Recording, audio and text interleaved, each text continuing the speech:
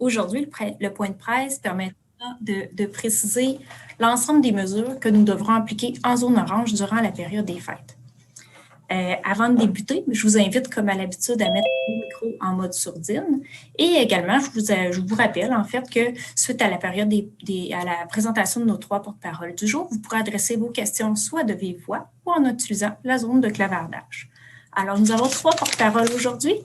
D'abord, Mme Caroline Roy, PDG du Centre intégré de services sociaux de l'Abitibi-Témiscamingue, suivie de Dr. Lise Landry, directrice de la santé publique en Abitibi-Témiscamingue, et également de Dr. Omobola Sobenjo, médecin spécialiste en santé publique. Alors, dès maintenant, j'invite Caroline Roy à prendre la parole. Oui, bonjour à tous. Donc, encore une fois, c'est un plaisir de pouvoir m'adresser à vous, puis aussi à l'ensemble des gens qui pourront nous écouter suite à l'enregistrement et à la diffusion de notre point de presse d'aujourd'hui. Point de presse exclusivement consacré aux nouvelles mesures qui sont applicables pour la période des fêtes. Certaines mesures, comme vous l'avez entendu par M. Legault hier, sont applicables à la grandeur du territoire du Québec et d'autres mesures sont propres à chacune des régions en fonction là d'une réalité qui fait que chacune des régions qui n'étaient pas à niveau d'alerte maximale, donc une région rouge, comme on l'a appelé, devait passer à un niveau d'alerte supérieur. On était en zone jaune et maintenant, on est donc en zone orange avec les différentes mesures qui s'appliquent à cette zone-là. Puis avant de reprendre un peu les différentes mesures qui s'appliquent à notre région dans ce contexte-là, puis de quelle façon elles vont aussi se déployer et s'appliquer sur le territoire, je tiens à dire que ces mesures-là, telles qu'elles sont déployées, puis telles qu'elles vont se vivre sur l'ensemble du territoire du Québec, mais y compris dans notre région, c'est réellement pour protéger la population, puis pour protéger le réseau de la santé et services sociaux partout sur le territoire, dans le contexte où il y a eu vraiment une hausse significative du nombre de cas confirmés COVID à la grandeur du Québec. C'est vrai que notre région a été épargnée et sous contrôle, mais justement, si on veut s'assurer de continuer à demeurer stable, en contrôle. Et là, peu importe la couleur qu'on y donnera à notre région, l'important, c'est de limiter la possibilité de transmission en région, d'éviter des éclosions le plus possible. Puis on le sait, dans le temps des fêtes, on a le goût de se rassembler, on a le goût d'avoir plus de contacts sociaux, mais on doit quand même se restreindre à certaines mesures pour s'assurer de pouvoir finalement sortir de cette période des fêtes-là, tout en étant en contrôle encore, en revenant avec les mesures qui s'appliquaient en région jaune, donc qui vont nous permettre même une plus grande latitude, puis permettre aussi l'ensemble des activités sociales, récréatives, économiques là, qu'on souhaite maintenir. Donc, comme je le mentionnais, je vais vraiment là vous présenter et reprendre l'ensemble des mesures applicables pour notre région, certaines mesures qui sont à l'ensemble du Québec et je vais terminer avec les mesures applicables particulièrement au fait qu'on est maintenant en palier orange. Les mesures propres au temps des fêtes, avec la pause du temps des fêtes, c'est réellement applicable du 17 décembre, donc à compter de demain jusqu'au 10 janvier inclusivement. Un des éléments importants de cette mesure-là est que les déplacements vont maintenant être interdits des personnes qui résident en zone rouge vers les zones oranges. Donc, ce n'est plus non seulement recommandé, mais c'est réellement interdit. Je ne pourrais pas vous préciser aujourd'hui les modalités d'application de cette interdiction-là. L'information va vraiment être connue à partir de demain, puisque tout ça va être applicable à partir de demain. Et évidemment, lors de notre point de presse de demain, j'espère être en mesure de vous donner plus d'informations à ce sujet-là. On l'a mentionné dans les dernières semaines, les fêtes de bureau, les fêtes entre collègues, c'était non recommandé. Maintenant, c'est réellement interdit. Donc, fêtes de bureau interdites là, dans l'ensemble des lieux privés ou publics, là, donc où qu'on se trouve. L'objectif est réellement de limiter les contacts sociaux. Le télétravail obligatoire pour les employés de bureau. Donc, ce qui veut dire que toute personne dont le télétravail est possible et qui est un employé de bureau va devoir être en télétravail obligatoire à compter de demain, et ce jusqu'au 10 janvier. Applicable à tous les secteurs d'activité. Puis, je peux prendre en exemple le Centre intégré de santé et services sociaux où réellement la majeure partie des employés de bureau tombent en télétravail dès demain, qui va se prolonger jusqu'au 10 janvier. Évidemment, à partir du moment où un service doit être maintenu, que ce soit un service essentiel ou service qui sera maintenu pendant la période des fêtes, nécessite la présence d'un employé au travail, mais c'est autorisé que cet employé-là demeure au travail en présence. Par contre, vraiment, là, tout ce qui est possible d'être fait en télétravail doit être fait de façon obligatoire à partir de demain. Pour le milieu de l'éducation, et ça, c'est pour tout le territoire québécois, les apprentissages vont se faire à la maison jusqu'au 11 janvier, donc 10 janvier inclusivement, pour un retour en classe le 11 janvier. mais c'est vraiment pas une pause des apprentissages, c'est réellement un apprentissage qui va se faire à la maison avec des facilitations virtuelles et des contacts avec les enfants. Et ça, c'est vrai pour le niveau secondaire, qui était déjà le cas, et également pour le niveau primaire, donc pour l'ensemble de la région. C'est ce qui sera appliqué là, avec les différents groupes écoles, avec nos centres de services. Les services de garde en milieu scolaire, à partir du moment où la reprise des classes devait se faire, donc le 5 ou le 6 janvier, il y aura des services de garde en milieu scolaire qui vont être offerts, mais exclusivement pour les employés, donc les parents qui travaillent dans les secteurs prioritaires. La liste se retrouve directement là, sur le site de québec.ca sur ce qu'est un secteur prioritaire et quels sont les parents qui vont avoir accès à ces services scolaires-là, de garde scolaire. Ce qui est important aussi à savoir, c'est qu'il faut s'inscrire. Donc, il y a vraiment des modalités d'inscription, un peu à l'image de ce qui se faisait à la première vague. Les parents doivent s'inscrire au service de garde d'urgence pour cette période-là. Pour les services de garde à la petite enfance, normalement, les services sont ouverts là, tels qu'ils étaient prévus pour l'ensemble du territoire. Les activités extérieures, sportives, récréatives, en groupe de 8 personnes et dans des lieux publics, sont autorisées, sont même encouragées. En fait, la volonté, là, c'est de dire, effectivement, les rassemblements privés sont limités, sont restreints, mais vraiment, là, on encourage les gens à pouvoir faire des activités à l'extérieur, en groupe de 8 maximum, dans des lieux publics. Donc, l'objectif n'est pas de reprendre un rassemblement privé dans notre cours, mais c'est plutôt de pouvoir faire des activités comme telles. La fermeture des commerces non essentiels, ça s'applique également à notre région. Donc là, c'est réellement du 25 décembre au 10 janvier. Puis la liste des commerces essentiels là, est vraiment disponible dès maintenant sur le site québec.ca. Vous pouvez y référer. Puis ça inclut plusieurs services, là, dont notamment les soins personnels qui sont inclus dans les services non essentiels. Mais c'est vraiment du 25 décembre au 10 janvier. L'information qu'on ne connaît pas, c'est sur l'ouverture des salles à manger des restaurants pendant cette période-là. En fait, là, les restaurants ne sont pas un service non essentiel. Normalement, dans un palier jaune, les salles à manger demeurent ouvertes, mais avec cette mesure-là, on va, j'espère, pouvoir vous préciser demain si les salles à manger des restaurants vont pouvoir demeurer ouvertes du 25 décembre au 10 janvier. Toutefois, ce qui est certain, c'est que la livraison est possible, puis les commandes pour emporter. Maintenant, en ce qui concerne le palier orange, donc le palier auquel la région là, passe à compter d'aujourd'hui, demain en fait, là, mais déjà sur le site, on voit qu'on est en palier orange identifié. Une des principales modifications, si on se compare au palier jaune, est la limite au niveau du nombre de personnes pour les rassemblements privés. Donc, ce n'est plus 10 personnes, mais bien 6 personnes qui peuvent faire un rassemblement privé entre le 17 janvier et le 17 décembre, et le 10 janvier. Et une information quand même intéressante et qui pourra probablement satisfaire quelques personnes de la région, c'est que maintenant, il n'y a plus la limite là, du nombre de rassemblements entre le 24 et le 27 décembre. Donc, c'est possible de faire un rassemblement de 6 personnes à la date qui convient au groupe qui pourront se rassembler. On demande quand même aux gens de faire un nombre limité de rassemblements et toujours de maintenir une semaine avant les rassemblements un isolement et une semaine après également un isolement. De par le fait que la pause du temps des fêtes se prolonge maintenant jusqu'au 11 janvier, mais c'est possible aussi d'étendre les dates auxquelles vous voulez avoir des rassemblements, donc qui devraient se situer un peu plus à la période des fêtes, Noël, ou même au jour de l'an. C'est maintenant une autorisation qui est possible avec cette modification-là de mesure. Évidemment, les personnes seules font toujours partie d'une exception pour pouvoir intégrer une bulle familiale. Donc, même si une personne, un étudiant ou une personne seule habite dans une région rouge et souhaite venir au sein d'une famille, au sein de notre région, ce sera quelque chose qui va être possible, mais cette personne-là doit intégrer une seule maisonnée et maintenir le contact et l'intégration avec une seule maisonnée pendant tout son séjour ici en région. Une autre modification en lien avec les rassemblements, ça concerne aussi les bars ou les restaurants. Donc, dès demain, la limite de nombre de personnes par table dans les restaurants ou dans les bars, c'est maintenant 6 personnes. Donc, ça demandera peut-être une modification là, de certaines réservations qui étaient déjà en cours. Puis, pour les rassemblements publics, dans les plus grandes salles avec des lieux de célébration, on passe de 50 à 25 personnes maximum. Donc, s'il y en a qui avaient de tels rassemblements prévus également, ça va demander une modification. Donc, comme je l'ai mentionné, il y a de l'information qui nous reste à avoir, des précisions d'application aussi qui restent à avoir, mais c'est pas mal l'essentiel là, de ce qui est en mesure appliqué ici en région à partir de demain. On va faire un autre point de presse demain, puis évidemment, on est disponible pour répondre à vos questions si vous en avez. Merci, Sarah. Merci beaucoup, Madame Roy. J'invite maintenant Dr. Lise Landry, directrice de santé publique, à prendre la parole. Oui, bon après-midi tout le monde. Merci Caroline pour avoir mentionné les différentes mesures.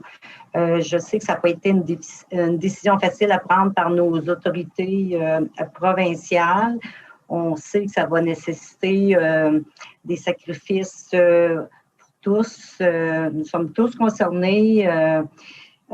Moi-même, écoutez, j'ai 6 enfants, dont 2 au Saguenay-Lac-Saint-Jean, 3 à Montréal, puis 1 à Abitibi. C'est bien sûr que je ne veux pas la visite des gens du Saguenay-Lac-Saint-Jean ni de Montréal, sauf mon bébé qui vit seul à Montréal, qui a 27 ans, qui va pouvoir venir, mais avec les consignes très claires d'isolement au préalable. Elle peut faire du télétravail et elle sera aussi également, inquiétez-vous pas, isolée à la maison. Le but de tout ça, il faut voir les avantages. Pourquoi le Québec se met en pause? Il faut vraiment diminuer nos contacts sociaux. On le sait, on l'a déjà dit, ce virus-là aime les humains, se nourrit de contacts sociaux. Alors, plus que nous allons diminuer nos contacts sociaux, mieux on va être capable de gérer la pandémie, puis on va limiter la transmission communautaire.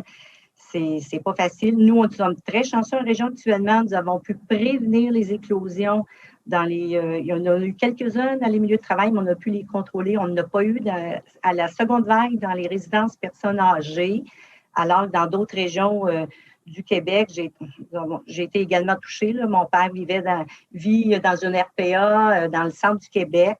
On a eu très peur, 96 ans et 6 mois, et il est à son 7e jour de COVID positif. Il va mieux, mais c'est pas toujours évident. Donc, on demande des sacrifices pour protéger nos proches, nos clientèles les plus âgés, les plus vulnérables.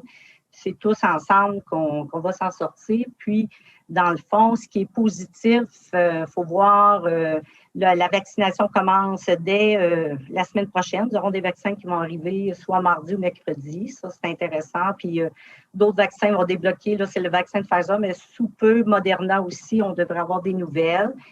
Puis, écoutez, en Abitibi, on a un grand terrain de jeu. Hein. La région est grande. On peut profiter du plein air. C'est extraordinaire. Raquettes, ski de fond, patins, etc.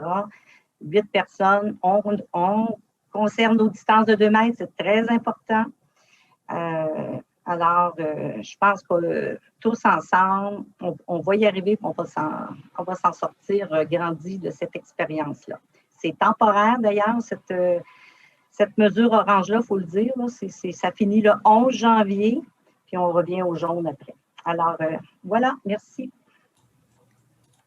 Merci, Dr. Landry. Dr. Omobola Sobanjo, je vous invite à compléter l'information. Bonjour, merci beaucoup.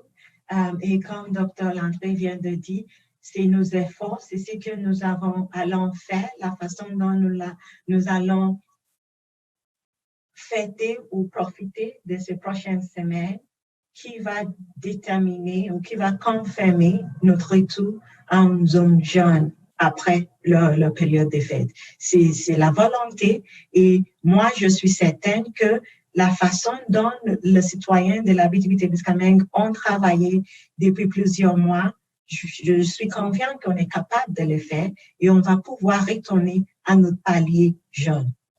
Il faut quand même vous apporter quelques informations. Pour les données épidémiologiques sont déjà disponibles, donc je ne vais pas passer beaucoup de temps là-dessus. On a eu un nouveau cas confirmé hier et nous avons 13 cas actifs. Le cas confirmé d'hier, c'était quelqu'un qui était déjà en isolement, en contact d'un cas. Mais je voulais quand même porter vos attentions parce que ça peut paraître qu'en Abitibi, oui, on est épargné, on ne ressent pas la deuxième vague comme les autres régions, mais dernièrement, la situation était un peu plus fragile que celle l'était. Donc, si je vous donne, nous, en santé publique, on suit les données par période. Donc, chaque période, c'est 14 jours. Donc, si je recoule 4 périodes, donc, ça va être une période de 8 semaines en tout. Donc, les premières 12 semaines, donc, entre le 21 octobre et le 3 novembre, nous avons eu un seul cas confirmé en Abitibi-Témiscamingue, de 21 octobre au 3 novembre. De 4 novembre au 17 novembre, une deuxième période, nous avons eu 10 cas confirmés. La période suivante, de 18 novembre à 2 décembre, nous avons eu 21 cas confirmés. Et dans la dernière période, de 2 décembre au 15 décembre, nous avons eu 26 cas confirmés. Donc, c'est vrai qu'actuellement, nous n'avons que 13 cas actifs, mais le nombre de cas par période ne cesse pas d'augmenter. Les efforts qu'on fait, les mesures, les collaborations de tout le monde pour aider à retracer tous les contacts permettent de limiter la propagation, mais ça ne l'évite pas complètement. Également, le mois d'octobre, nous avons eu 3 éclosions. Mois de novembre, 3 éclosions. Mois de décembre, déjà, nous avons 2 éclosions. Donc, on ne l'échappera pas. C'est sûr que nos efforts aident à le contrôler, mais actuellement, avec tout ce qu'on voit dans les autres régions, c'est important que nous aussi, on fait des mesures de plus pour aider à contrôler et pouvoir profiter de cet avantage que nous avons de pouvoir avoir des rassemblements, bien qu'avec des nombres plus limités. Donc, encore une fois, comme je le fais toujours, je vous remercie de toute votre collaboration et j'apprécie les efforts qui ont été faits. On est en train de profiter de ces efforts et on espère que ça va continuer juste dans la prochaine année. Merci beaucoup. Merci, Dr. Sabanjo. On peut maintenant accueillir vos questions. D'entrée de jeu, j'irai avec une question qui est dans la zone de clavardage de M. Michel Ducas. Alors, la question est, un cas particulier m'a été soumis. Une personne travaille dans une entreprise essentielle, mais dans les bureaux. Doit-elle tomber en télétravail?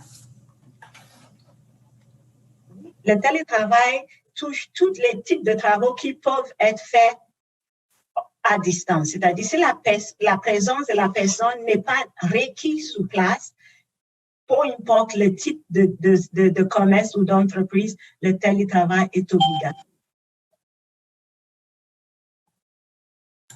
Merci. Il y a une deuxième question dans la zone de clavardage de Sophie Rouillard du journal Le Citoyen. Que se passe-t-il pour les ex-conjoints ayant des enfants dans une formule de garde partagée, mais qui n'habitent pas tous les deux dans la même région? Donc, je sais que ça peut être des situations un peu complexes, mais pour l'instant... Parce que oui, nous, c'est sûr que ça nous déçoit. Marc-André, je vous invite à vous mettre en mode sourdine, s'il vous plaît. Dans les restaurants.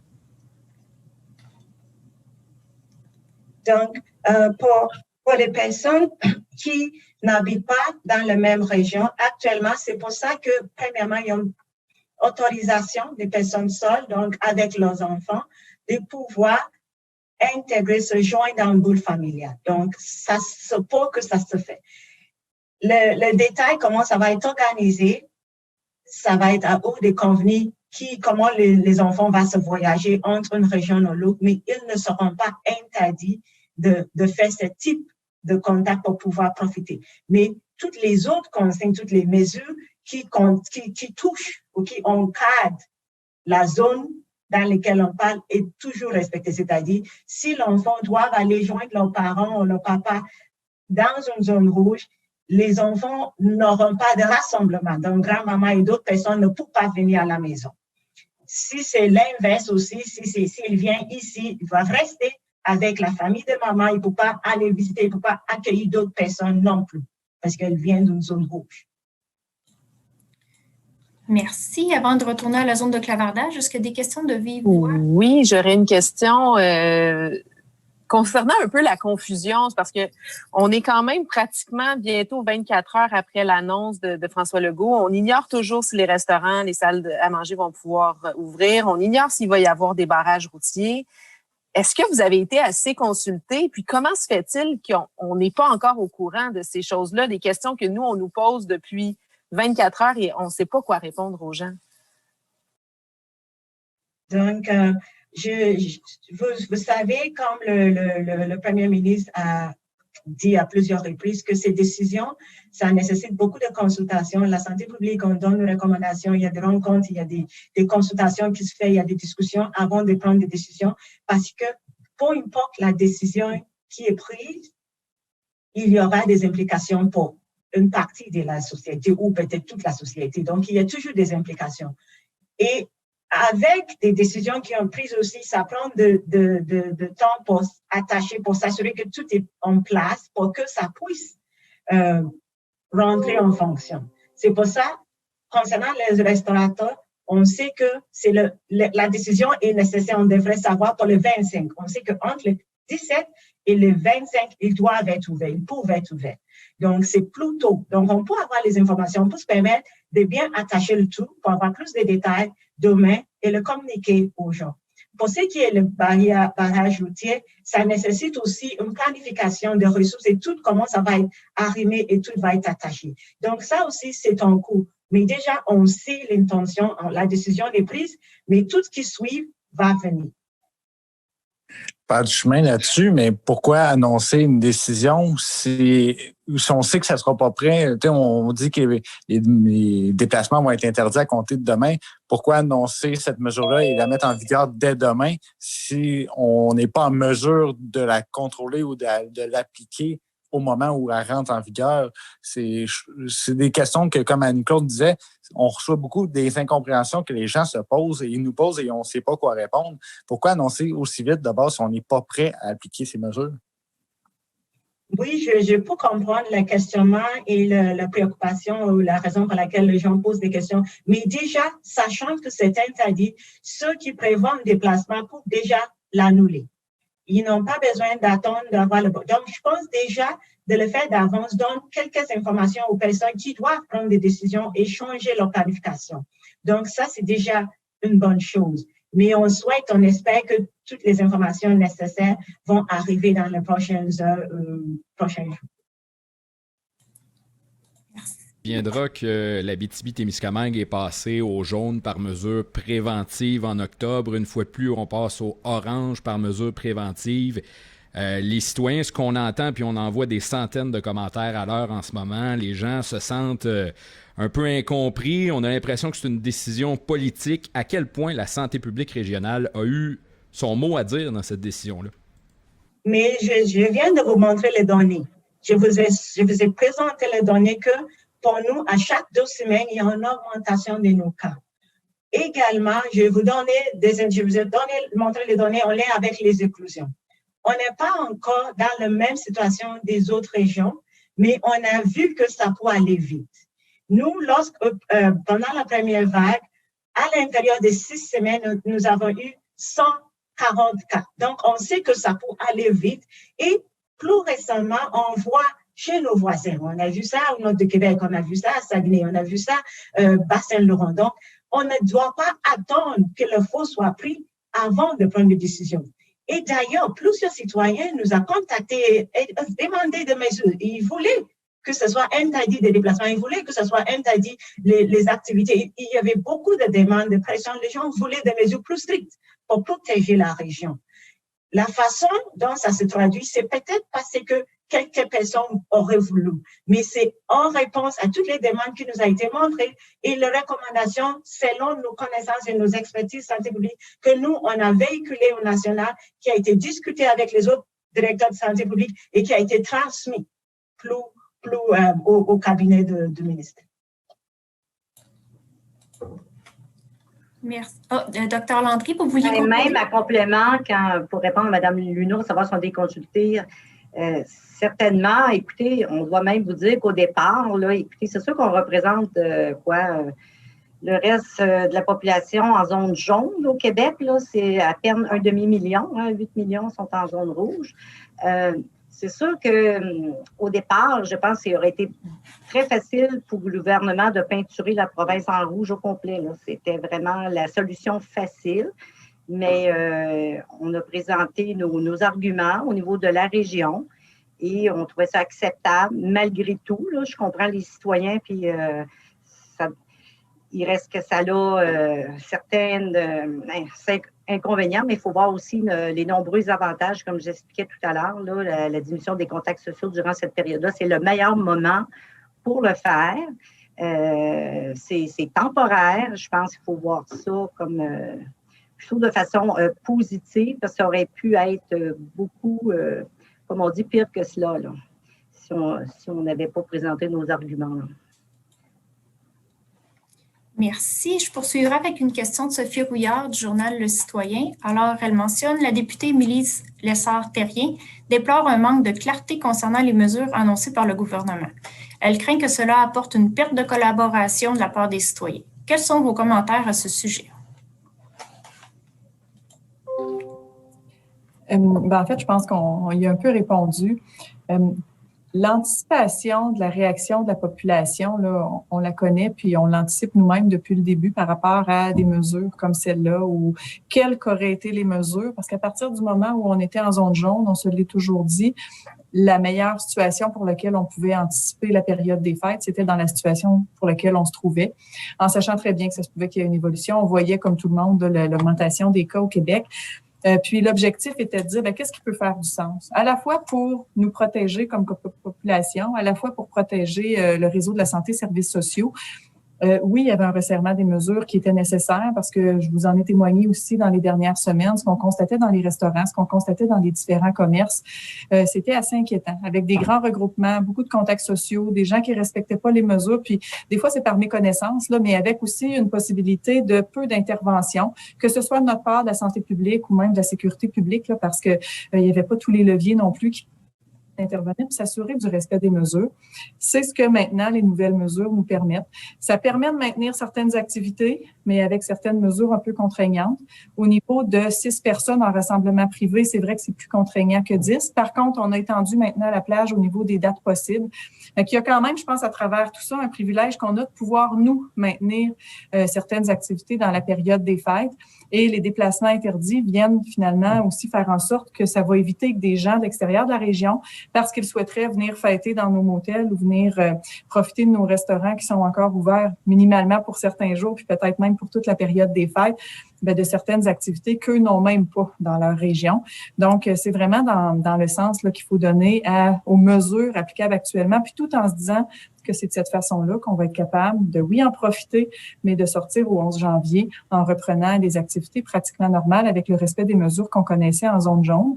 Et tout ça en attendant que notre population soit toute vaccinée puis qu'on soit immunisé. Merci. Je poursuivrai avec une autre question dans la zone de clavardage qui nous provient de CKVM. Des hôteliers du secteur de Val-d'Or auraient signalé une hausse des réservations faites par des gens provenant de zones rouges. Quelles mesures concrètes sont prises pour prévenir la venue en région de gens des zones rouges? Pourquoi ne prend-on pas déjà la décision de rétablir des points de contrôle routier? En fait, on ne sait pas quelle sera la modalité de contrôle au niveau de l'interdiction de déplacement des zones rouges. C'est clair que des réservations comme celle-là devront être annulées, non respectées, parce que si une personne vient d'une zone rouge pour le loisir, pour des activités récréatives, c'est interdit. Par contre, c'est possible que la personne provienne d'une zone rouge, mais qu'elle ait à réserver un hôtel parce qu'elle travaille ici en région, et ça, c'est toujours permis. On a cette réalité-là en région là, qui est propre à notre activité économique. Mais vraiment, là, les modalités de contrôle ou les modalités pour faire respecter les différentes mesures en lien avec les déplacements seront connues probablement dans les prochaines heures ou au plus tard demain pour qu'on puisse les faire appliquer. Puis évidemment, on est en très grande collaboration, partenariat là, avec la Sûreté du Québec à ce niveau-là. Puis sinon, comme vous le faites très bien, comme la population le fait très bien, à partir du moment où les gens observent un non-respect d'une mesure, on reçoit l'information. Donc, c'est via soit la centrale d'appel de la Sûreté du Québec ou directement au niveau de notre centre intégré ou de la santé publique. Puis, on fait les interventions requises à ce moment-là. Donc, ce sera ce qui va être fait aussi pendant la période des fêtes. Vous avez parlé tantôt des étudiants, personnes seules. On sait qu'eux ont une exemption, peut-être le droit de se déplacer. Est-ce que vous avez parlé de partir de zone rouge, venir en zone orange? Est-ce que quelqu'un d'ici pourrait aller dans une zone rouge? Quelqu'un qui habite seul ici, évidemment, pourrait aller voir sa famille, une seule famille ailleurs dans une zone rouge? Oui, effectivement. Puis c'est un peu la particularité là, si on se compare à la première vague. Donc, c'est pas tout déplacement entre les régions qui sont interdits, mais c'est réellement pour les gens qui habitent et qui résident dans les zones rouges. Pour les autres régions qui sont toujours en région orange, mais on est très peu, c'est toujours non recommandé.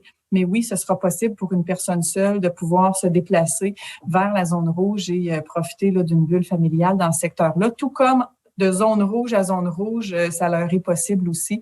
Donc, une personne seule peut intégrer une autre bulle familiale.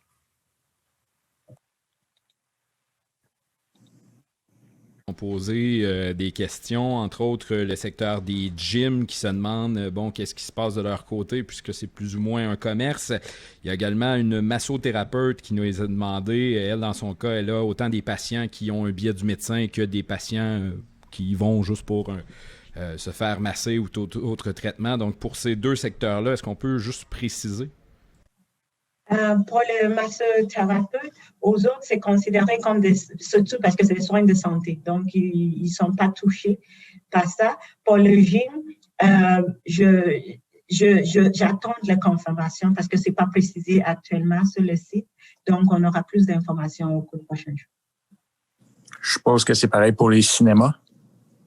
Oui, mais c'est sûr que oui, ils ne sont pas des commerces essentiels. Donc, oui, on va avoir plus de précisions. Mais actuellement, c'est sûr que tous les services, si on suit ce qui a été fait pendant la première vague, ça va le toucher également. Mais on attend des précisions qui vont être disponibles bientôt sur le site. L'Association Restaurants de Québec dévoilait aujourd'hui sur leur page Facebook que les salles à manger pourraient être ouvertes vu que ce n'est pas considéré des commerces au détail. Est-ce que c'est quelque chose que vous attendez à ce qu'ils soient séparés, commerce au détail et autres services un peu? Mais c'est pour ça qu'on demande, qu'on attend les précisions. Parce que oui, il y a des informations concernant les commerces, mais lorsqu'on sort des commerces et on commence à parler de secteur ou de services, c'est différent. Donc, les services, livraison pour emporter, ça, c'est des services essentiels. Mais lorsqu'on parle de commerce, donc, il y a une petite nuance qui nécessite une clarification. Et tant qu'on n'en l'a pas, on espère l'avoir pour demain, on va pouvoir vous le communiquer. Je comprends que tout ça est encore un peu hypothétique là, parce que vous attendez les mesures, mais j'aimerais quand même vous entendre sur la logique entourant tout ça parce que à quel point est-ce que les risques d'éclosion sont plus élevés dans un petit commerce de la rue principale que dans un restaurant? En quoi les commerces au détail sont plus à risque qu'un restaurant ou un gym? Bref, quelle est la logique de décider qui est fermé et qui est ouvert? Donc, actuellement, ce qui est disponible sur le site web mentionne que même le restaurant, le salle à manger doivent être fermés. C'est comme ça que c'est marqué pendant la période. Si on va sur le site, la période de fête, consignes pour des périodes de fête, on voit des commerces, la liste, il y a une priorisation, mais si on voit des consignes, on roule, on voit des activités pour des bureaux, on voit des commerces. Donc, mais la question, c'est, étant donné que la majorité du Québec sont dans la zone rouge, est-ce qu'il y a une différence pour les zones oranges? C'est là où on ne le sait pas. Deuxième élément, c'est que lorsque la décision a été prise de mettre le Québec en pause, c'est important de limiter les contacts autant que possible. Donc, tous les endroits où les gens peuvent avoir des contacts avec des personnes qui ne sont pas de la même adresse, c'est là où on veut limiter. Donc, c'est pour ça qu'en général, il y a une fermeture de plusieurs entreprises ou secteurs.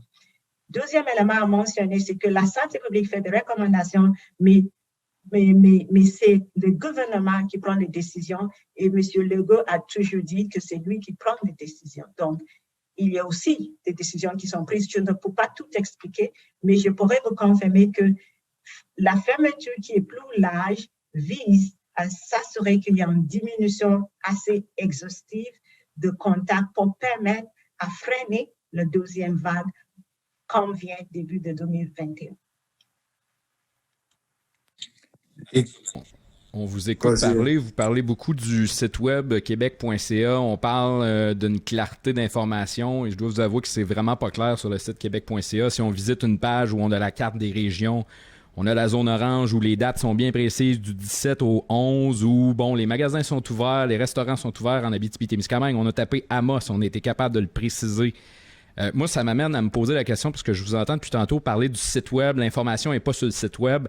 À quel point on a une discussion en ce moment avec la santé publique nationale et la santé publique régionale? Est-ce qu'on se parle sur une base régulière ou on se fie sur ce qui est sorti suite au point de presse qui semble être un peu décidé directement gouvernementalement? Mais, encore une fois, on a des discussions tous les jours. Les informations ont été rendues disponibles hier soir. Donc, on est dans le premier jour. Donc, nous, notre rencontre quotidien avec le national, c'est en fin de journée. Donc, on aura des informations. C'est pour ça qu'on vous dit qu'on va pouvoir vous revenir demain avec plus d'informations, parce qu'on n'a pas encore eu cette opportunité d'avoir ces informations. On a demandé, on a envoyé on a essayé d'avoir plus d'informations et ils nous confirment qu'ils vont nous revenir. Je suis consciente que le site web, actuellement, ça pourrit parce qu'il y a plusieurs liens et nous aussi, on a fait des commentaires pour que ça soit plus harmonisé et plus arrimé. Encore une fois, l'enjeu qu'on voit, c'est le fait de garder des informations zone orange, mais particulièrement pour la période des fêtes, et ce qui touche toutes les régions versus les régions orange.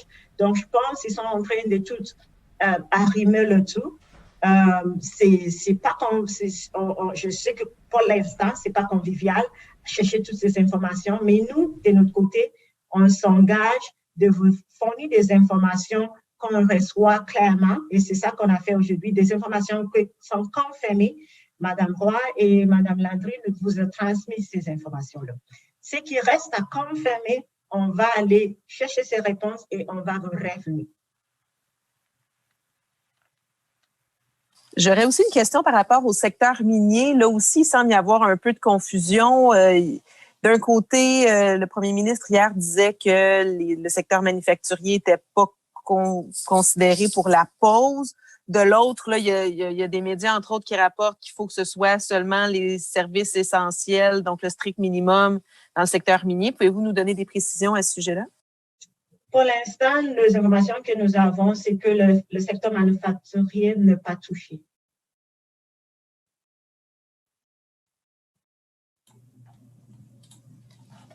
Il y a une autre question dans la zone de clavardage de Marie-Hélène Daigneault qui demande les rassemblements. En ce qui concerne les rassemblements, on peut maintenant être 6 personnes. Quelques citoyens ont demandé, est-ce que les enfants ou les bébés doivent compter dans le nombre total de personnes?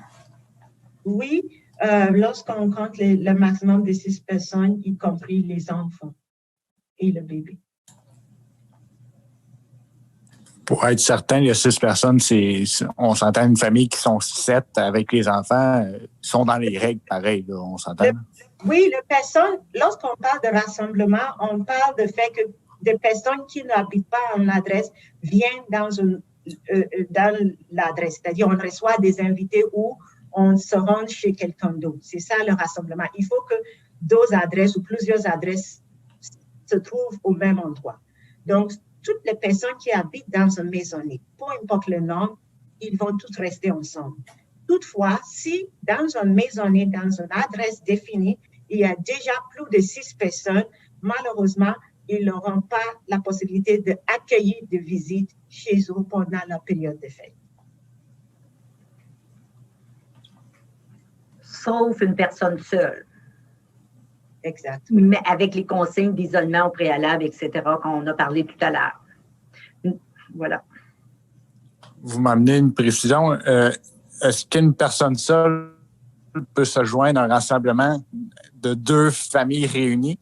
Est-ce que ça contrevient, dans le fond, à une famille seulement qui a le droit de se joindre? Je suppose que oui, mais pour être certain. Non, une personne seule.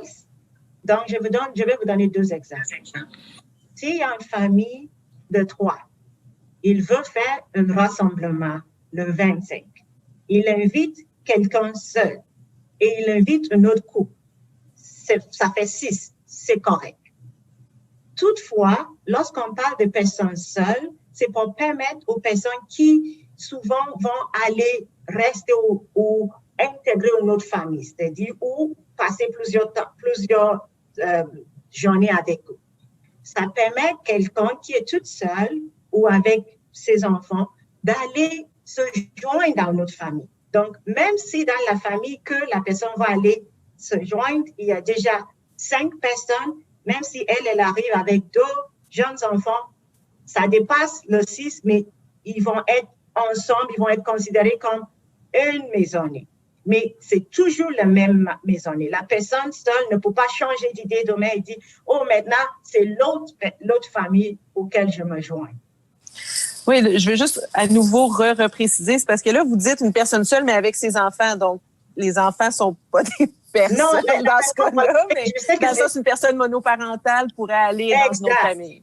Exact. Donc, la personne seule comme une étudiante ou une personne seule, mais comme une maman ou un papa, un parent, quelqu'un monoparental avec des enfants aussi. Cette consigne applique à eux aussi.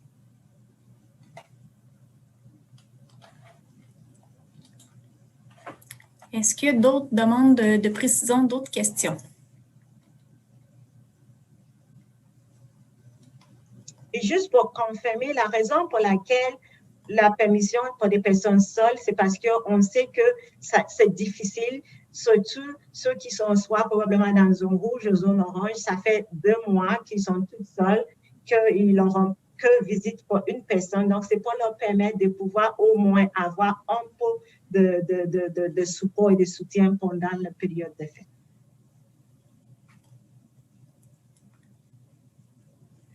Est-ce qu'il y aurait d'autres questions? Donc, je comprends que c'est complet pour aujourd'hui. Je vous rappelle que le point de presse hebdomadaire qui est prévu demain, le point de presse régulier est maintenu. Donc, on pourra compléter les informations, on l'espère, puis donner les informations régulières qu'on fait toutes les semaines au point de presse. Alors, sur ce, merci encore énormément d'être présent avec nous aujourd'hui. Ah, allez-y. Non, je voulais dire à demain, mais j'attendais que vous ayez fini, désolée. Il n'y a aucun problème, mais merci beaucoup et à demain. À demain. À demain. Alors voilà, mesdames, messieurs, c'est ce qui conclut ce point de presse du CISAT. Très peu de réponses aux questions que l'on avait pour ce point de presse, entre autres les restos, les bars, les gyms. On ne sait pas ce qu'il advient de ces secteurs-là. C'est demain qu'on devrait avoir plus d'informations sur ces secteurs-là. Et encore là, on ne semblait pas certain qu'on allait avoir plus d'informations à ce sujet. Donc, mesdames, messieurs, on se retrouve demain pour une autre diffusion de ces points de presse du CISAT. Demain, ce sera le point de presse de la semaine. Alors, à demain tout le monde.